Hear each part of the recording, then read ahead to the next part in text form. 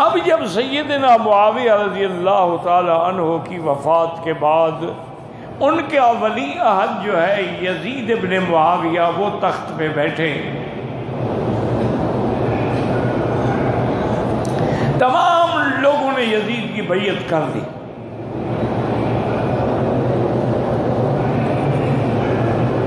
لیکن ارباب حل و عقد یعنی مکہ اور مدینے والوں نے بیعت نہیں کی،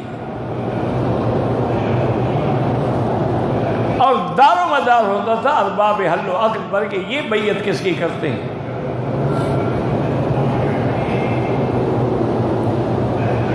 تو یزید نے اپنے دور حکومت میں مروان کو خط لکھا کہ کوشش کرو مکے والوں سے اور مدینے والوں سے میرے لیے بیعت لینے کی کوشش کرو، انہیں کسی نہ کسی شکل میں راضی کرو کہ میری بیعت کر دیں۔ اب سب بیعت ہو گئی ہے، شام ہو گیا، فلسطین ہو گیا، اردن ہو گیا، تمام ممالک نے بیعت کر دی ہے، صرف مکہ اور مدینے کے افراد جو انہوں نے بیعت نہیں کی۔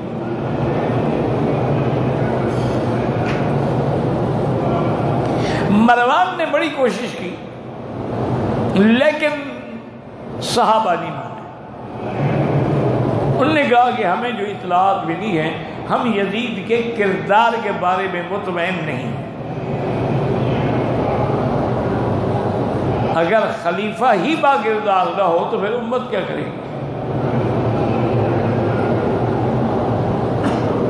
اسی دور میں اہل کوفہ نے سیدنا حسین رضی اللہ تعالی عنہ کو خطوط بھیجنے شروع کیے۔ مورخین کہتے ہیں کہ تقریباً 250 خط ملا آپ کو کہ آپ فوراً کوفے تشریف لے آئیں اور ہم سب آپ کی بیعت کے لیے منتظر ہیں۔ حضرت حسین نے مشورہ کیا، صحابہ سے بھی مشورہ کیا، سب نے یہی مشورہ دیا کہ حضرت آپ نہ جائیں۔ یہ اہل کوفہ جو ہے نا ان کا اعتبار کوئی نہیں،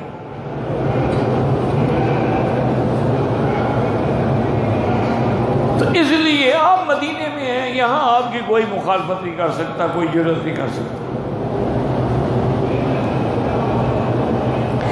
مکے میں بھی آپ رہیں تو آپ کی کوئی مخالفت نہیں کر سکتا، لیکن کوفے جانے کے بعد جو ہے وہ حالات کا سنبھالنا مشکل ہو جائے گا، تو بہرحال طے یہ ہوا کہ آپ مسلم ابن عقیل کو پہلے کوفہ بھیج دیں۔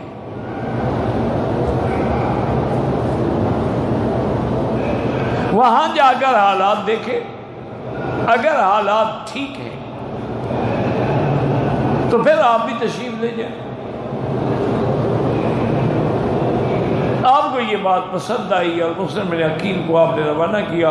اللہ کی شان یہ ان کے چھوٹے بچے تھے دو، انہوں نے کہا کہ جی ہم بھی ساتھ چلیں گے۔ انہوں نے بڑا روکا، بڑا بچہ، لیکن بچے ضد کر گئے، وہ ان کو بھی ساتھ لے گئے۔ حضرت مسلم ابن عقیل جب کوفے پہنچے ہیں تو ایسا فقید المثال استقبال ہوا کہ دنیا حیران ہو گئی کہ سارا کوفہ باہر نکل کے کھڑا ہے سڑکوں پہ۔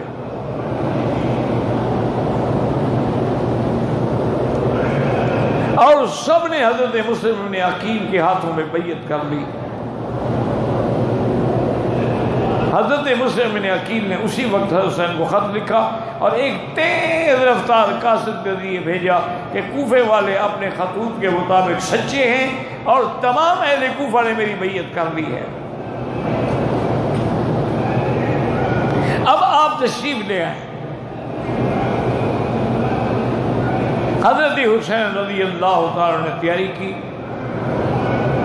اور کوئی جنگ کے لیے تیاری نہیں کی۔ اگر جنگ ہوتی تو آپ اپنے بچوں کو تو لے جاتے نا۔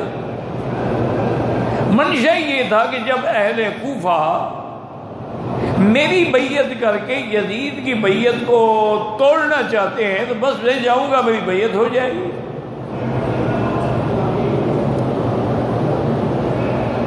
اسی دوران میں یزید کو پتہ لگا کہ کوفے والوں نے تو مسلم ابن عقیل کی بیعت کر لی ہے، کے گورنر کو بدل دیا اور ابن زیاد کو گورنر بنا کے بھیجا۔ یہ اپنے وقت کا ایک بہت بڑا ظالم اور جابر قسم کا انسان تھا، اور ساتھ یہ حکم دیا کہ ہر حال میں مسلم ابن عقیل کو میری بیعت پہ راضی کرو، اور اگر وہ راضی نہیں ہوتے ہیں اس کا معنی ہے کہ وہ باغی ہیں میرے، پھر ان کے ساتھ سختی کرو۔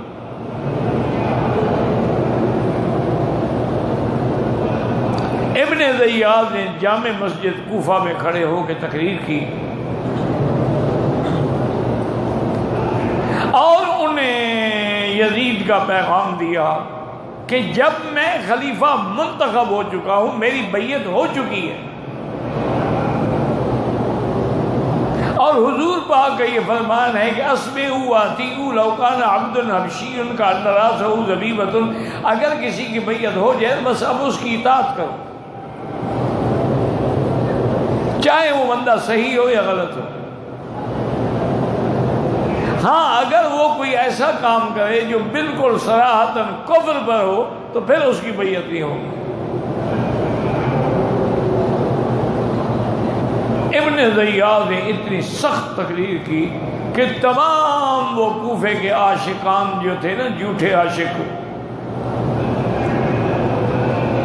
سارے تتر بتر ہو گئے۔ اب مسلم ابن عقیل کو پورے کوفے میں کوئی پناہ دینے والا بھی نہیں تھا۔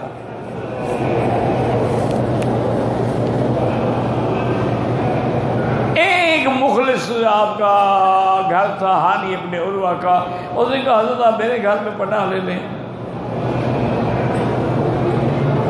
لیکن اہل کوفہ سب نے انکار کر دیا، یعنی وہ آپ کو اپنے گھر میں پناہ دینے کے لیے بھی تیار نہیں۔ بیعت تو بیعت ہو گئی نا۔ تو ابن زیاد نے اپنے فوجوں کو بھیجا، انہوں نے ہانی ابن عروہ کے گھر کا محاصرہ کیا۔ ہانی نے بڑی کوشش کی لیکن ایک آدمی کب تک لڑے۔ مسلم ابن عقیل نے بھی کافی کوشش کی لیکن لڑتے لڑتے شہید ہو گئے، آپ کے دونوں بچے بھی شہید ہو گئے۔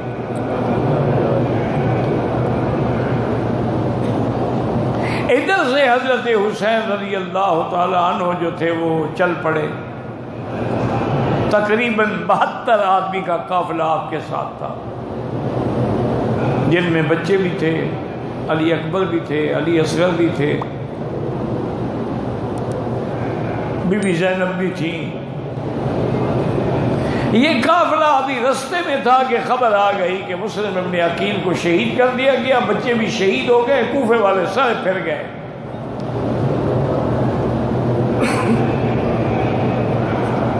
اب حضرت حسین رضی اللہ تعالی عنہ نے اپنے ساتھیوں کو تقریر کی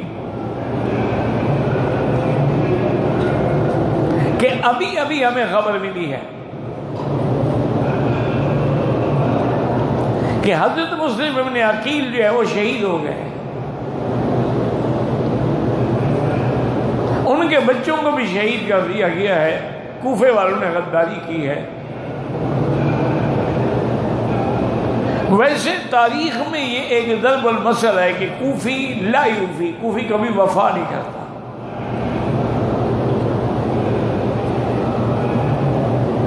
اسی طرح کا ایک واقعہ حضرت عبداللہ ابن عمر رضی اللہ عنہما کے دور میں پیش آیا۔ حج کے دن تھے، آپ مطاف میں بیٹھے ہوئے تھے،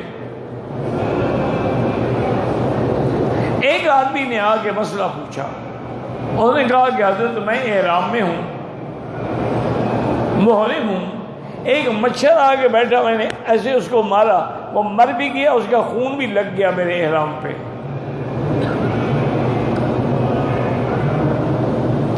اب اس کے بارے میں آپ کا کیا فتویٰ ہے؟ آپ نے انہوں نے پہلے یہ بتاؤ میں نے این انت، تم کہاں کے رہنے والے ہو؟ انہوں نے کہا جی میں کوفہ کے رہنے والا ہوں۔ آپ نے اپنے خادم کو حکم دیا کہ اس کو کان سے پکڑ کر مسجد سے نکال دو۔ اکلوا دم الحسین ویسن عن دم البعوضۃ، حسین کا خون پی گئے ہیں، مچھر کے خون کا مسئلہ پوچھ رہے ہیں۔ انہیں کہا ایسی قوم ہے کہ حسین کا خون تو ہضم کر گئے لیکن مچھر کے خون سے ڈرا ہوا ہے، مسئلہ پوچھ رہا، نکال دو اس کو بدبخت کو۔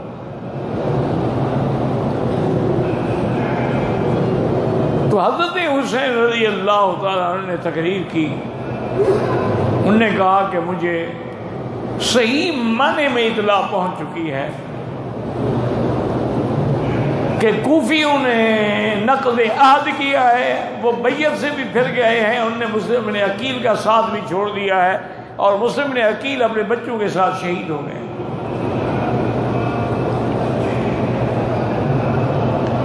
اب یہ ہے کہ تم لوگ اگر واپس جانا چاہو مدینہ منورہ تو یہیں سے واپس ہو جاؤ، جہاں تک میری بات ہے میں ضرور جاؤں گا آگے۔ انہوں نے کہا حضرت یہ کیا بات ہوئی، یعنی آپ جائیں گے ہم واپس ہو جائیں؟ انہوں نے کہا مجھے اصل میں ایک حضور نے ایک خواب کا ذکر فرمایا تھا کہ میں نے خواب دیکھا ہے کہ میرے نواسے کو، میرے شہزادے کو قرب و بلا کی سرزمین ہے جو سرخ رنگ کی ریت ہے، وہاں دریا کے کنارے ان کو شہید کیا جائے گا۔ تو جب یہ اللہ کے نبی کا خواب ہے وہ تو کبھی غلط ہو نہیں سکتا، تو پھر میں کیوں ویسے واپس راستے سے واپس ہو جاؤں؟ اگر اللہ کی یہی مرضی ہے،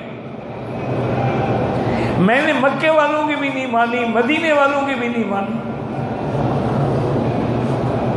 اور وہاں سے میں چل پڑا، اب آپ لوگوں کو میری طرف سے اجازت ہے۔ انہوں نے کہا کہ نہیں، ہم تو کوئی بھی واپس نہیں جائے۔ سفر کرتے رہے، ادھر سے ابن زیاد نے بھی اپنی فوجوں کو تیار کر دیا۔ حضرت حسین کربلا کی طرف بڑھ رہے ہیں، اس کی فوجیں بھی آ رہی ہیں۔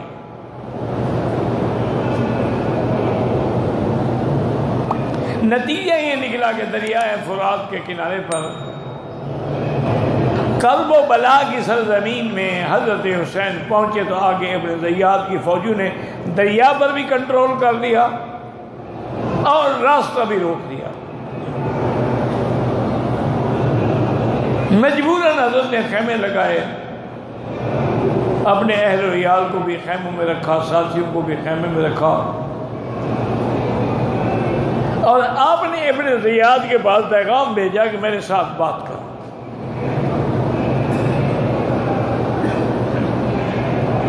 پہلے تو ابن زیاد انکار کرتا رہا لیکن پھر وہ آ گیا۔ اور پھر میں دیکھو ابن زیاد ہوگا تو وہی جو میرے اللہ نے لکھا،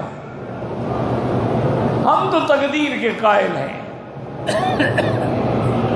اور پھر میں ایسے باپ کا بیٹا ہوں جو شہید ہے، اور ہم نے اپنے آنکھوں سے سیدنا علی اور سیدنا عثمان کی شہادت دیکھی ہے، سیدنا عمر کی شہادت دیکھی ہے، ہمیں اس سے تو کوئی ڈر ہی نہیں ہے۔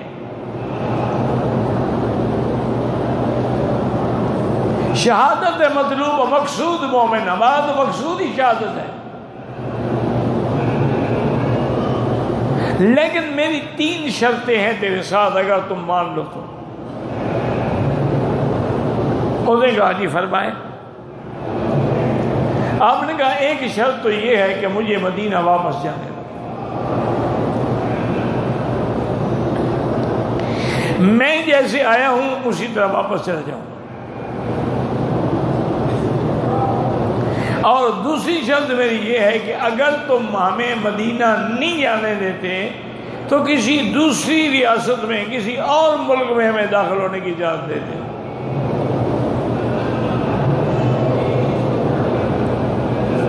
اور تیسری شرط یہ ہے کہ یزید کے پاس مجھے لے چلو، میں اس سے خود بات کروں گا۔ اور نے کہا جی یہ فیصلہ میں تو نہیں کر سکتا، بہرحال میں یزید کو آپ کا پیغام پہنچاتا ہوں۔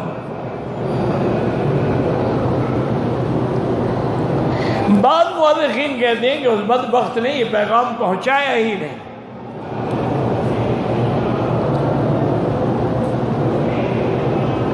اور حضرت حسین کو جواب دے دیا کہ آپ کی 3 شرطیں ہمیں منظور نہیں ہیں، یا تو آپ ہر حال میں بیعت کریں یزید کی، پھر ہم آپ کو یزید کے پاس لے جاتے ہیں، اور چونکہ میں ان کا گورنر ہوں، پہلے آپ میرے ہاتھ پہ بیعت کریں گے، اور اگر آپ بیعت سے انکار کرتے ہیں تو پھر بہرحال یہ ہے کہ مقابلہ ہوگا، ہم آپ کو واپس نہیں جانے دیں گے۔ حضرت حسین نے فرمایا ابن زیاد بات سنو، ہم جس خاندان نبوت کے لوگ ہیں نا، ہم اپنی گردنیں کٹا سکتے ہیں لیکن فاسق فاجر کے ہاتھ پہ بیعت نہیں کر سکتے۔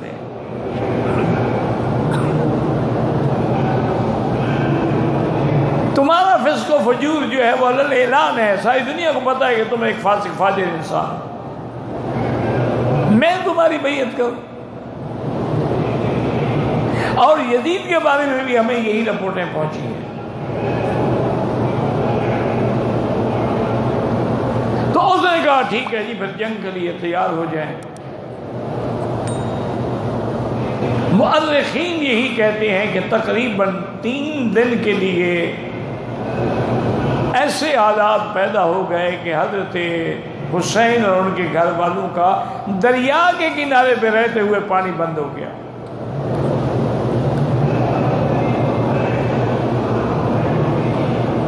اللہ کی شان ہے، آپ کے ساتھی جو تھے وہ ایک ایک بڑھتے رہے مقابلے کے لیے اور شہید ہوتے رہے۔ فوج کا مقابلہ آپ چند افراد تو نہیں کر سکتے، لیکن انہوں نے اپنی بہادری کے بڑے جوہر دکھائے۔ علی اکبر میدان میں آئے، دشمنوں کی صفیں الٹ ڈالی، لیکن آخر شہید ہو گئے۔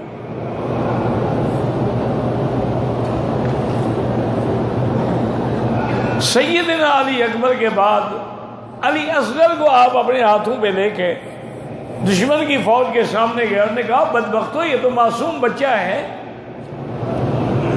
یہ تو لڑنے کے قابل نہیں ہے، 3 دن سے پیاسا ہے اور اس کی پپڑیاں جم گئی ہیں، پانی تو دے دو۔ کسی ظالم نے تیر مارا اور حضرت علی اصغر حضرت حسین کے ہاتھوں میں ہی شہید ہو گئے۔ آپ خیمے میں لائے، بیبیاں گھبرائیں، آپ نے فرمایا بالکل نہیں، صبر کرو، اللہ کا ہمیں حکم یہی ہے کہ الذین اذا اصابتهم مصیبۃ قالوا انا للہ وانا الیہ راجعون اولئک علیہم صلوات من ربہم ورحمہ واولئک هم المہتدون۔ تم آل رسول ہو، تم اہل بیت رسول ہو، نبی کے گھرانے کے لوگ ہو، بالکل صبر کرو، اللہ کو یہی منظور تھا، آمنا باللہ۔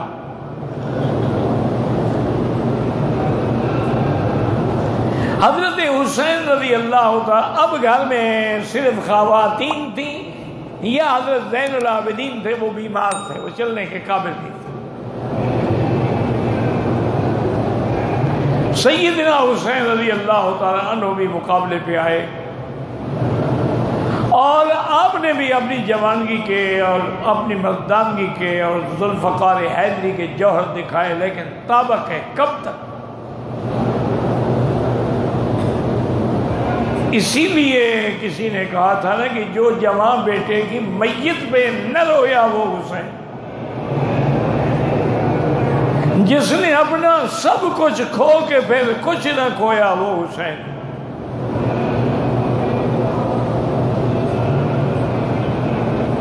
اور اسی طرح کسی نے کہا تھا کہ یہ اہل بیت کی شان تھی، کٹا کر گردنیں دکھلا گئے ہیں کربلا والے، کبھی باطل کے آگے جھک نہیں سکتے خدا والے۔ انہوں نے پوری امت کے لیے قیامت تک کے لیے ایک درس دیا کہ مومن شہید ہو سکتا ہے لیکن باطل کے ہاتھ پہ بیعت نہیں کر سکتا ہے، جس کا نتیجہ یہ ہے کہ آج بھی پوری دنیا میں حضرت حسین کا صبر، حضرت حسین کی شہادت، حضرت حسین کی شجاعت، حضرت حسین کی معصومیت اور مظلومیت جو ہے وہ آج بھی زندہ ہے۔ یعنی اس وقت بھی اگر آپ دیکھیں کہ نہ زیاد کا وہ ستم رہا، نہ یزید کا وہ ظلم رہا تو نام حسین کا جسے زندہ رکھتی ہے کربلا۔ تو حضرت حسین رضی اللہ تعالی عنہ بھی وہیں شہید ہوئے۔ اور یہ بھی آتا ہے کہ اس بدبخت نے شہید کرنے والوں میں فوج جو ابن زیاد کی تھی، لیکن حملہ کرنے والا جو تھا وہ شمر ذی الجوشن تھا۔ آپ کے سر مبارک کو بھی اس نے اپنی خوشنودی کے لیے یزید کے سامنے پیش کیا، اور خواتین کا قافلہ بھی کہتے ہیں کہ بہرحال یزید نے کہا کہ ابن زیاد میں نے تمہیں قتل حسین کا حکم دیا تھا، میں نے تو کہا کہ اسے بیعت پہ مجبور کرو، یہ تو نہیں کہا تھا کہ تم آل رسول کو قتل کر دو۔ وہ بہرحال اللہ نے جو فیصلہ لکھا تھا تقدیر میں، اور جس کا خواب میرے مدنی پہلے دیکھ چکے تھے، اور آپ نے یہ خوشخبری سنائی تھی کہ سیدہ شباب اہل الجنت الحسن والحسین۔ یہ کتنا بڑا گھرانہ ہے کہ حسن و حسین بھی جنت کے جوانوں کے سردار، اور فاطمہ تو سیدۃ النساء بالجنہ، بی بی فاطمہ بھی عورتوں کی جنت میں سردار، رضوان اللہ تعالی علیہم اجمعین۔ انا للہ و انا الیہ راجعون۔